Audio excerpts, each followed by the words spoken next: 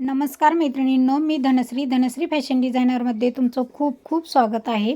मैत्रिणींनो, आजच्या या नवीन व्हिडिओमध्ये आपण एकाच क्लायंटचे कितीही ब्लाऊज असू द्या तर त्यासाठी स्लीव्ज कटिंग कशी करायची, एक स्लीव्ज अगोदर परफेक्ट कटिंग करून त्यावरूनच बाकीच्या ब्लाऊजची स्लीव्ज कशी कटिंग करायची हे अगदी सहज सोप्या पद्धतीने सांगणार आहे.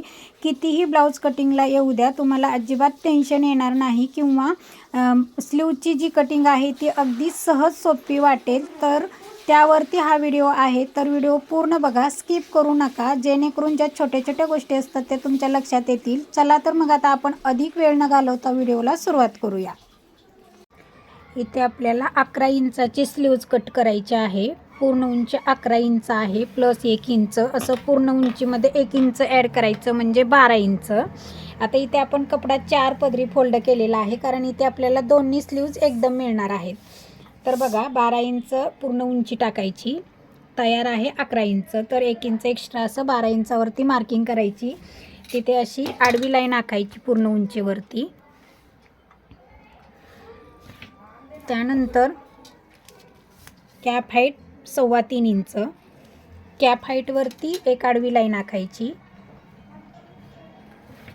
त्यानंतर इथे दंडघेर आहे 5 इंच. 5 इंचावरती एक मार्किंग करायची, पुढे 2 इंच शिलाई मार्जिन. आता बघा, इथे तयार दंडघेर आहे 5 इंच, तर प्लस 1.5 इंच इथं एक्स्ट्रा घ्यायचं, म्हणजे 6.5 इंचावरती एक मार्किंग करायची कॅप हाईटवरती. आणि इथे आपल्याला बाहीचे आकार द्यायचे.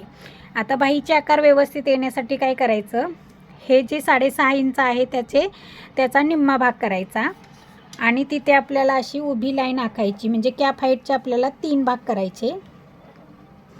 तर बघा, आता इथे 1 इंचावरती एक लाईन, 2 इंचावरती दुसरी मार्किंग करायची. हा झाला बाहेरचा आकार, बाहीच्या मुंड्याचा बाहेरचा आकार झाला. आणि हा आतील आकार. आता हा आकार कुठे जुळवायचा, तर हे जे अंतर आहे त्याच्या मध्यावरती एक मार्किंग करायची आणि तिथे हा आकार असा जुळवून घ्यायचा. म्हणजे बघा, अगदी परफेक्ट असा बाहीचा आकार आलेला आहे. हा झाला बाहीचा मागचा आकार, हा झाला बाहीचा पुढील आकार. म्हणजे हा झाला खोलगट, हा झाला उंचवटा भाग. हा उंचवटा भाग असतो तो मागच्या बाजूला असतो आणि हा खोलगट भाग असतो तो पुढच्या बाजूला असतो. तर बघा, आता हे झालं बाहीचं फिटिंग.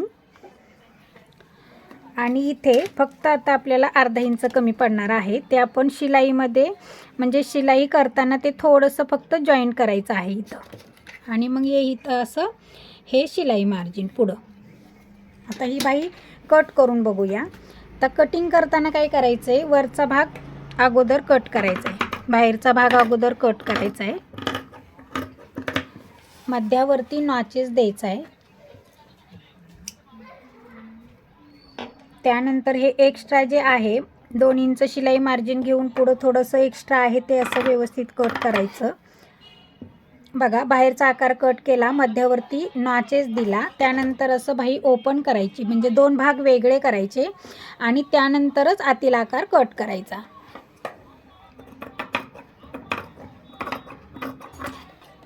अशा पद्धतीने इथे आपली स्लीव्ज 11 इंचाची स्लीव्ज तयार झालेली आहे. आता बघा, हे एकाच क्लायंटचे 2 ब्लाऊज आहेत. तर आता आपल्याला स्लीव्ज तर आपण म्हणजे अस्तरवरती स्लीव्ज काढून घेतलेली आहे. आपण नेहमी काय करतो की असं पेपर कटिंग वगैरे काढून ठेवत नाही, डायरेक्ट म्हणजे स्लीव्ज जे आहे ते आपण डायरेक्ट अस्तरवरती किंवा कपड्यावरती, म्हणजे जर साधी स्लीव्ज असेल तर डायरेक्ट मेन कपड्यावरती कट करतो आणि अस्तरचा ब्लाऊज असेल तर हे अस्तरवरती अगोदर स्लीव्ज कट करून घेतो. कारण प्रत्येक ब्लाऊजची, प्रत्येक क्लायंटची स्लीवची उंची ही कमी जास्त असते, त्यामुळे आपण डायरेक्ट कपड्यावरती बाही कटिंग करतो. तर आता बघा, इथे आपण एक स्लीव्ज कटिंग केलेली आहे. तर एकाच क्लायंटचे हे दोन्ही ब्लाऊज असल्यामुळे आता आपल्याला या कटिंगवरूनच दुसऱ्या ब्लाऊजची स्लीव्ज कटिंग करून घ्यायची आहे. तर ती कशी करायची बघा, तुम्ही अशा पद्धतीने 2 ब्लाऊज असू दे, 3 ब्लाऊज असू दे, अगदी 10-15 ब्लाऊज असले तरीसुद्धा एक अशी परफेक्ट स्लीव्ज काढून घ्यायची आणि त्यावरूनच तुम्ही बाकीच्या स्लीव्ज कटिंग करायच्या आहेत. असं केल्याने अगदी म्हणजे तुम्हाला कटिंग जी आहे ती अगदी सोपी वाटेल आणि पटकन कटिंग होऊन जाईल आणि तुम्हाला मेन म्हणजे असं पेपर कटिंग वगैरे सांभाळत बसायची गरजही पडणार नाही. आता इथे या स्लीव्जवरूनच आपण ही दुसरे ब्लाऊजची स्लीव्ज कट करूया. तर हे बघा, इथे हे 2 पदरी कपडा असा घडी केलेला आहे आणि त्यावरती ही स्लीव्ज अशी ठेवून घ्यायची आहे, अगदी तंतोतंत. आता इथे काय वाढवायची वगैरे गरज नाही.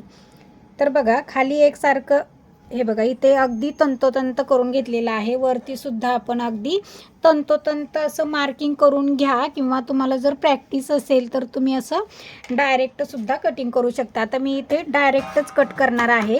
इथं अशा पद्धतीने हात ठेवला ना तुम्ही तर कपडा अजिबात सरकत नाही आणि पटकन कटिंग होऊन जातं. पण त्यासाठी तुम्हाला तेवढी प्रॅक्टिस हवी. तर बघा, इथे अशा पद्धतीने आपण असं cut to cut sleeves cut करून घेतलेली आहे. कारण जे काही वाढवायचं वगैरे आहे ते आपण अगोदरची स्लीव्ज ही जी स्लीव्ज कटिंग केली त्यामध्येच आपण वाढवून कटिंग केलेलं आहे. तर बघा, आता याचे सुद्धा आकार वगैरे व्यवस्थित आहे का ते एकदा चेक करायचं. तर बघा, इथे मागचा पुढचा भाग हा व्यवस्थित कटिंग झालेला आहे. आता बघा, इथं थोडंसं आपल्याला असं कमी जास्त झालेलं आहे ते असं व्यवस्थित करून घ्यायचं. तुम्ही जरी असं एकत्र म्हणजे एकाच कटिंगवरून बरेचसे स्लीव्ज कटिंग केल्या तरी परत हे असं चेक करणं खूप गरजेचं आहे, तरच तुमचं कटिंग हे परफेक्ट येणार आहे. प्रत्येक स्लीव्ज चेक करायचे आहे. तर बघा, अशा पद्धतीने आपण इथं एकाच क्लायंटचे दोन स्लीव्ज कट केलेले आहेत. आता आपल्याला मागचा भागसुद्धा आपण अशाच प्रकारे कटिंग करू शकतो. म्हणजे एखाद्या क्लायंटचे 2 ब्लाऊज असू द्या, 3 ब्लाऊज असू द्या, 4, 5, अगदी 10, 15 असे. परंतु आता इथे काय झालेलं आहे, एक ब्लाऊज आपल्याला ओपन गळ्याचा करायचा आहे आणि एक ब्लाऊज आपल्याला बोटनेक गळ्याचा करायचा आहे. त्यामुळे इथे आपल्याला दोन्ही ब्लाऊज हे एकत्र कट करता येणार नाहीत किंवा एक आपण अगोदर पेपर म्हणजे कटिंग केलं, कपड्यावरती डायरेक्ट कटिंग केलं आणि त्यावरूनच दुसरा ब्लाऊज कटिंग करता येणार नाही. कारण जो आपला नॉर्मल ब्लाऊज असतो, डीप गळ्याचा ब्लाऊज असतो, त्यामध्ये आपल्याला लूजिंग सोडावं लागत नाही. परंतु जेव्हा आपण बोटनेक ब्लाऊज किंवा कॉलर ब्लाऊज असे जेव्हा ब्लाऊज आपण किंवा बंद गळ्याचा ब्लाऊज असू द्या असे जेव्हा ब्लाऊज घेतो तेव्हा आपल्याला लूजिंगसाठी अर्धा इंच सोडावं लागतं. आणि त्या म्हणजे बोटनेकला म्हणजे हे जे ब्लाऊज असतात बोटनेक, कॉलरचा आणि बंद गळ्याचा, याला शोल्डर जास्त लागतं, मुंडा जास्त लागतो आणि गळारुंदी जास्त लागती, हे बदल असतात. त्यामुळे आता आपल्याला इथे एकाच ब्लाऊजचं माप काढून जमणार नाही, तर दोन्ही ब्लाऊजचं माप हे आपल्याला वेगवेगळं कटिंग करावं लागणार आहे. तर आपण ते पुढील व्हिडिओमध्ये पाहूयात, सेपरेट व्हिडिओ करणार आहे मी त्यावरती. तर आत्ता बघा, आजचा हा व्हिडिओ तुम्हाला कसा वाटला, आवडला असेल तर नक्कीच एक लाईक, कमेंट आणि इतरांना शेअर करायला विसरू नका. आणि आपल्या चॅनलवरती अजूनही नवीन असाल तर चॅनलला सबस्क्राईब करा. सबस्क्राईब केल्यानंतर पुढील बेल आयकॉन ऑलवर क्लिक करा, जेणेकरून आपले नवनवीन व्हिडिओ तुमच्यापर्यंत लवकरात लवकर पोहोचतील. इथपर्यंत येऊन पूर्ण व्हिडिओ पाहिला त्याबद्दल मनापासून खूप खूप धन्यवाद.